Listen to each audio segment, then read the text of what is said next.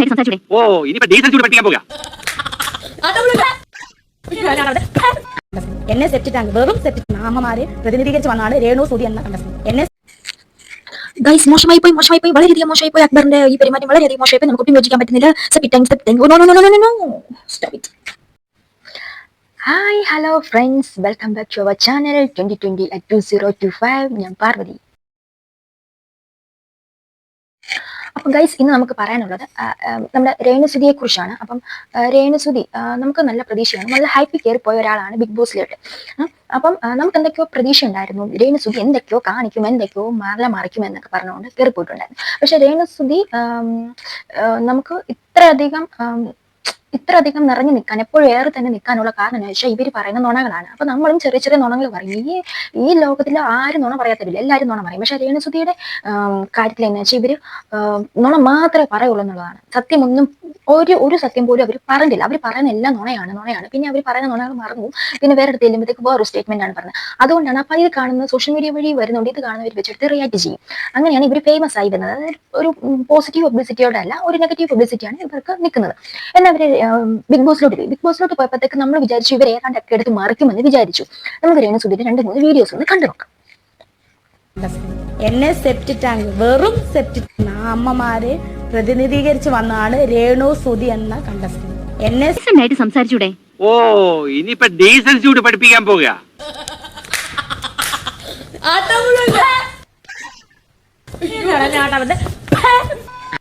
എന്താ ചെയ്തിരുന്നേ? ഏവിയേഷൻ കഴിഞ്ഞിരിക്കുകയാണ്.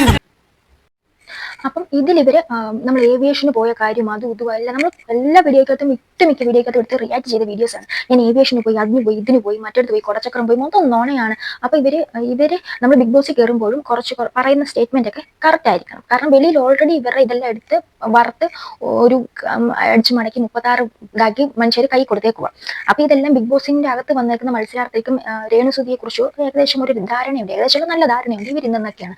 അപ്പൊ അവിടെ പറയുന്ന കാര്യങ്ങളും ഈ നുണയായിട്ട് റിലേറ്റ് ആക്കാൻ പറ്റില്ലെങ്കിൽ വീണ്ടും രേണുസുധി ഏറിപ്പോകും. ഇനി ഏറിപ്പോകാൻ ഒന്നുമില്ല, ഫുള്ളും ഏറി തന്നെയാണ്. അപ്പം അക്ബർ, നമ്മുടെ വിഷയത്തിലോട്ട് വരാം. അക്ബർ ഇന്നലെ ഇവരെ ഒരു സ്റ്റേറ്റ്മെന്റ് വിളിച്ചിരുന്നു, സെപ്റ്റിക് ടാങ്ക് എന്നാണ് ഇവർ വിളിച്ചത്. അപ്പം അക്ബർ ചിലപ്പം ഇവരെ പുറത്തുനിന്ന് കണ്ടേക്കുന്നത് വെച്ചിട്ട് സെപ്റ്റിക് ടാങ്കിൽ നിന്ന് വിളിച്ചതായിരിക്കും. പക്ഷെ നമ്മൾ എന്തിന്റെ പേരിലാണെങ്കിലും പക്ഷേ അത് അങ്ങനെ വിളിക്കാൻ പാടില്ല. അവര് ബിഗ് ബോസിൽ ചെന്നിട്ട് അവരേതാണ്ട് മല മറക്കുന്നു പറഞ്ഞിട്ട് അവരൊരു കുന്തം അവിടെ കാണിച്ചിട്ടില്ല. ആർക്കും തന്നെ അവിടെ ഒരു ദോഷവും ഉണ്ടായിട്ടില്ല. അവര് വലിയ കുഴപ്പമില്ല, അത് അങ്ങോട്ടും ഇങ്ങോട്ടും തട്ടി മുട്ടി പോകുന്നു. വല്ലപ്പോഴും വലിയ അവരെ ക്യാമറ കിട്ടി എന്ന് പറയാം. മിന്നായം പോലെ വല്ലപ്പോഴും വേഴാമ്പലും മഴ കാത്തിരിക്കുന്ന പോലെയാണ് അവരെ കിട്ടുന്നത്. അത് നമ്മുടെ ഫോട്ടോഗ്രാഫേഴ്സ് ഒക്കെ ഇങ്ങനെ ഓരോ ഫോട്ടോസ് ഒക്കെ എടുക്കുമല്ലോ, നമുക്ക് കിട്ടാത്ത ഓരോ പക്ഷികളുടെയൊക്കെ, അതുപോലെ പക്ഷിയുടെയും മൃഗങ്ങളുടെ ഒക്കെ ഫോട്ടോസ് ഇങ്ങനെ നോക്കി ഇരുന്ന് എടുക്കുന്ന പോലെയാണ് ബിഗ് ബോസ് ഇവരുടെ ഓരോരോ സ്റ്റിൽസ് ഒക്കെ വല്ലപ്പോഴും നമ്മളെ കാണിക്കുന്നത് തന്നെ. ശരിക്കും ഇവർ പറയുകയാണെങ്കിൽ ഇവർ അതിനകത്ത് ഒരു കുന്തവും കാണിക്കുന്നത് രേണുസുധി ഉണ്ടോ എന്ന് പോലും നമുക്ക് അറിയാൻ പറ്റുന്നില്ല.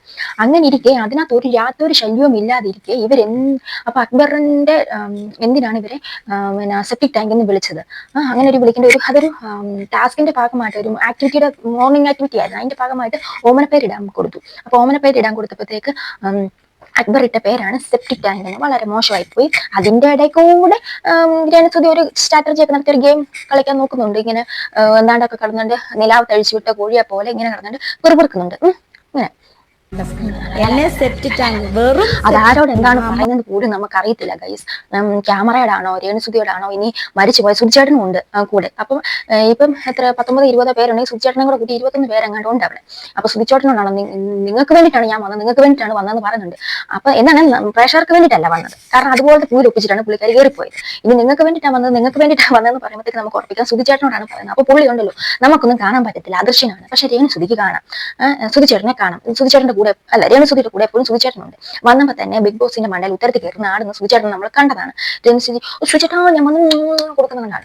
അപ്പം സുധിച്ചേട്ടനോട് ഈ അവലാതി എല്ലാം പറയുന്നുണ്ട്. മനുഷ്യൻ നിങ്ങൾ ഒറ്റയെടുത്താൻ കാരണമാണ് ഞാൻ ഇങ്ങോട്ട് വന്ന് ഇപ്പൊ ഇവന്റെ വായിരിക്കുന്ന സെപ്റ്റിക് ടാങ്കിൽ വരെയുള്ള വിളി ഞാൻ കേട്ടു. മനുഷ്യൻ നിങ്ങൾ ഒറ്റയെടുത്താണ് ഇതിനെ കാരണമെന്ന് പറഞ്ഞുകൊണ്ട് നാഗവല്ലി പോലെ സുധിച്ചേട്ടന്റെ ബാധ കയറിയത് പോലെ അങ്ങോട്ടും ഇങ്ങോട്ടും ബെഡ്റൂമിൽ കിടന്നു ഇല്ലാത്തുന്നുണ്ട്. എന്നാണെന്ന് അക്ബർ കാണിച്ച മോശം. ഇപ്പൊ നമ്മൾ ഒട്ടും അതിന് സപ്പോർട്ട് ചെയ്തില്ല. അതിന് പകരമായിട്ട് രേണുസുധി അപ്പൊ തന്നെ വേട്ടപ്പട്ടിന്ന് വിളിച്ച് അതിന് ടാലിയാക്കുന്നുണ്ട്. പിന്നീട് അക്ബറിന് മാനസാന്തരം വന്നു, ക്യാമറ നോക്കി രേണുസുതിയോട് മാപ്പ് പറയാമെന്നൊക്കെ പറയുന്നുണ്ട്. പക്ഷെ ആ വീട്ടിലുള്ളവർ തന്നെ അക്ബറിനെതിരെയാണ്. അപ്പൊ അനുമോള് പറഞ്ഞേക്കുന്നത് പാഷാണത്തി ക്രിമി എന്നുള്ള പേരാണ് അക്ബറിന് കൊടുത്തത്. അപ്പൊ അതിനകത്ത് തന്നെ അനുമോള് കറക്റ്റായിട്ട് പറയുന്നുണ്ട് വൃത്തികെട്ട സ്വഭാവമാണ്. അപ്പൊ ഏകദേശം അക്ബറിന്റെ ഒരു സ്വഭാവം നമുക്കവിടെ മനസ്സിലാക്കാൻ പറ്റുന്നുണ്ട്, വൃത്തികെട്ട സ്വഭാവം എന്നുള്ള കാര്യം. അപ്പം എന്താണേലും അങ്ങനെയൊക്കെ പോകുന്നു. പക്ഷേ രേണുസുതി അതിനകത്ത് ഒരു നനഞ്ഞ പടക്കം പോലെ അങ്ങ് കിടപ്പുണ്ട്. പക്ഷെ എങ്ങും എത്തുന്നില്ല. ഗെയിം കളിച്ച് വന്നാൽ കൊള്ളാം, അങ്ങനെ ഇങ്ങനെയൊക്കെ. പിന്നെ ഇവർ അതിനകത്ത് വേറെ സ്റ്റേറ്റ്മെന്റിൽ പറയുന്നുണ്ട്, ഇവർ ഏവിയേഷൻ പഠിച്ചാന്നൊക്കെ പറയുന്നല്ലോ. അപ്പൊ ഏവിയേഷൻ പഠിച്ച ആൾക്ക് ഫ്ലൈറ്റിൽ കയറിയപ്പോൾ വിറയിൽ വന്നു. അപ്പൊ അപ്പൊ അടുത്തിരുന്ന ഒരു അമ്മച്ചിയാണ് ഇവരെ സീറ്റ് ബെൽറ്റ്, അതൊക്കെ നിസ്സാരം ഒരു കൊച്ചു പിള്ളേർക്ക് പോലും ചെയ്യാൻ പറ്റുന്ന കാര്യമാണ്. അപ്പൊ ഒരു ഏവിയേഷൻ പഠിച്ച ആൾക്ക് ഒരു ഫ്ലൈറ്റിൽ കയറി ഒരു സീറ്റ് ബെൽറ്റ് ഇടാൻ പറ്റത്തില്ലെന്നൊക്കെ പറയുമ്പോൾ അവിടെയും ഇവർ കള്ളങ്ങൾ പൊളിഞ്ഞു. ഓൾറെഡി നമ്മളത് പൊളിച്ച് കൈ കൊടുത്താണ്. വീണ്ടും ഇവരായിട്ട് തന്നെ ഓരോന്ന് ഇട്ടിട്ട് കൊടുക്കുവാണ്. ഇപ്പൊ അവിടുന്ന് ഇവർക്ക് ബോധമില്ല, ഇവരെന്താണ് പറയുന്നത് രേണുസുതിക്ക് ഒട്ടും തന്നെ ബോധമില്ല. ഇത് പറയുന്നത് ഞാൻ ഫ്ലൈറ്റിൽ 2ാമത്തെ തവണയാണ് കയറിയേക്കുന്നത്, അപ്പൊ എനിക്ക് ഭയങ്കര വിറയലായിരുന്നു. എങ്ങനെയാണ് ഒന്ന് ഓർക്കണം, ട്രിവാൻഡ്രത്തും ബാംഗ്ലൂരും പിന്നെ വേറെ എവിടെ കൊച്ചിയിലും ഒക്കെ വർക്ക് ചെയ്തിരുന്ന ആളെ, എയർ ഇന്ത്യയിൽ വരെ ഉണ്ടായിരുന്ന ആൾക്ക് സീറ്റ് ബെൽറ്റ് ഇടാൻ അറിയത്തില്ല പോലും. എന്താണ് നട്ടാ കുറുക്കാത്ത നുണ പറയുന്നത്. അപ്പം ഈ രേണുസുതി ഒരുപക്ഷെ ഈ ഗെയിം കളിക്കാത്തത് എന്തെങ്കിലും തന്റെ വായിന്ന് വീണ് പോയാൽ അത് അവിടെ വെച്ച് പൊങ്കാലിടുന്ന് പേടിച്ചിട്ടാണോ അറിയത്തില്ല. പാവം മിണ്ടാതെ ചടഞ്ഞുകൂടി ഒരു സ്ഥലത്ത് ഇരിക്കുന്നുണ്ട്. അപ്പൊ ഇങ്ങനെയൊക്കെയാണ് ഗൈസ് ഇവിടുത്തെ പോകുന്നത്. അപ്പം ക്ലിപ്പ് കഴിവതും ഞാൻ എന്റെ വീഡിയോയ്ക്കകത്ത് ബിഗ് ബോസിന്റെ റിവ്യൂ പറഞ്ഞ വെക്കാത്തതെന്ന് വെച്ചാൽ നമ്മുടെ ചാനലൊന്ന് പച്ച പിടിച്ച് വരുന്നേ ഉള്ളൂ. ഏതാണ്ട് 100-150 സബ്സ്ക്രൈബേഴ്സേ ഉള്ളൂ. ഇനി അവര് കോപ്പി സ്ട്രൈക്ക് അങ്ങനെ എന്തെങ്കിലും തന്നു കഴിഞ്ഞാൽ ഇനി എനിക്ക് വയ്യ ഗൈസ്, അത് അതിന്റെ ചാനൽ അതോടെ പോകും. അതുകൊണ്ടാണ് ഞാൻ ഇതൊന്നും വെക്കാത്തത്. കാരണം മറ്റുള്ളവരൊക്കെ നന്നായിട്ട് അടിപൊളിയായിട്ട് പോകുന്ന ചാനലാണ്, മറ്റുള്ളവരൊക്കെ മോണിറ്റൈസ് ഒക്കെ ചെയ്ത് വരുന്നത്. നമ്മളാണെങ്കിൽ പതുക്കെ ഒരു ചെറിയ ചെടി നട്ട് വളർത്തുന്ന പോലെ പതുക്കെ പരിപാലിച്ച് വരുന്നതേ ഉള്ളൂ. ഒരു കുഞ്ഞിനെ പോലെയാണ് ഞാൻ എന്റെ യൂട്യൂബ് ചാനൽ പരിപാലിക്കുന്നത്. അതുകൊണ്ടാണ് ഞാൻ ഈ പേടിച്ചിട്ടാണ് ഈ ക്ലിപ്സിനകത്ത്, ബിഗ് ബോസിന്റെ ക്ലിപ്സിനകത്ത് വെക്കാത്തത്, റിവ്യൂ മാത്രം പറയുന്നത്. അതുകൊണ്ടാണ് ഗൈസ്. പിന്നെ ഞാൻ എപ്പോഴും പറഞ്ഞ പോലെ നിങ്ങളോട് തന്നെ കെഞ്ചിയാണ്, ഞാനും കൂടെ എങ്ങനെയെങ്കിലും ഒരു 1000 സബ്സ്ക്രൈബേഴ്സ്, ഇപ്പൊ നമ്മുടെ ലക്ഷ്യം എന്ന് പറഞ്ഞാൽ 1000 സബ്സ്ക്രൈബേഴ്സ് ആണ്, 4000 വാച്ച് അവറും കംപ്ലീറ്റ് ചെയ്യണം. അപ്പൊ നിങ്ങൾ എല്ലാവരും എന്നെ ഹെൽപ്പ് ചെയ്യണം.